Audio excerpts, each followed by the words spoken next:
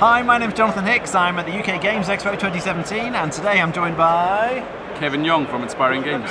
And we've just finished, well, he's been demoing Legends Untold, which I understand is an RPG of sorts. Can you tell us about it? Sure, it's I don't have much time to play RPGs, but I love them. So basically, it's all the depth of an RPG with the speed of a card game. We're trying to give you an RPG experience in about 45 minutes to an hour, depending on how you play. The game itself, we were on Wyvern's Lair last year, which we were very successful on. We kickstarted the game and got 3,200 backers, which we've used to produce a lot of artwork and the cards, and the game is now at that pre-final stage that we've just been going through today. The idea behind the game is that you very quickly make a character together. So you'll take a card, any card that you wish. All of the cards have a male on one side and a female on another. So if I can select the student or the male student and so forth. You take your card. There are no classes or restrictions, so you would slot a weapon in to this side, and you would slot a weapon talent beneath it. Finally, you would put 2 skill talents below said character and a kit over underneath your backpack. So, in a space of 10 seconds there, I have randomly created a hero. There are no restrictions on how you build your heroes. And some of the things I would show you there is that it's set in the Dark Ages, it's grim and gritty. This is a worn axe. If you break it, then you will hide the axe underneath it because it's now broken. If you upgrade the axe, you will get a better looking axe, which again can also be broken. So it's 4 cards in one effectively, okay? The talents also act as your life forms, these as your hit points effectively. They let you do things in the game, but also if you take a wound, you have to flip them over, which means you can do less stuff. Finally, I would point out that once you've made this character, that might take about 10 minutes, 5 minutes for you and a group to do it. You can play it solo or cooperatively. To play the game itself, you effectively go onto one of these cards, so you pick a location card here, and somebody in the group chooses to become a scout, somebody chooses to become a guard, and you off adventure together. So in this case, the lighting icons are important. You can go to the dark or the ambient. I've selected to go to the dark, and I need to match the icons. Now the card I've chosen here, it doesn't matter because they are all bright, so any of them can match. Okay, you build the map as you go. However, had I drawn this card, you can see we've got an ambient and an ambient, they would be fine. Or this card is an ambient and an ambient. There we go, here is a dark and an ambient. There are lots of cards in the game. So if I went this way, that would be illegal, as would that, because it's ambient to dark. This would be legal, okay? So, we've dynamically mapped our cards. Let's go back to this one and say we've done it. And these icons here basically tell you what you can do in the game. So this means that go to this deck and you will have a full. There are some fungi present, which impacts on the talents you have in the game. This is an animal talent, some of them will be fungi talents. And there's some gas. There's also a campsite you can use to get back the...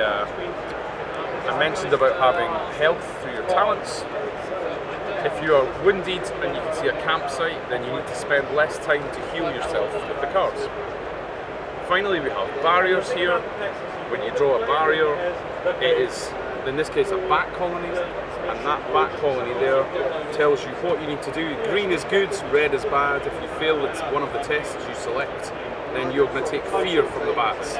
If it's good, then you're either going to take a wound or some time, or you're going to become alert, depending on the result. Okay. Other things I would think I should show you would be, if we're looking for a foe, here's some loot that we've drawn first, so that is what you would gain in the game, some temporary loot. And then we have some goblin drunks. So you'll see here, to make the game simple, we've got a pentagon with a fist and a pentagon with a fist, so that is the foe that the game has generated for you. It's a GM-less RPG experience.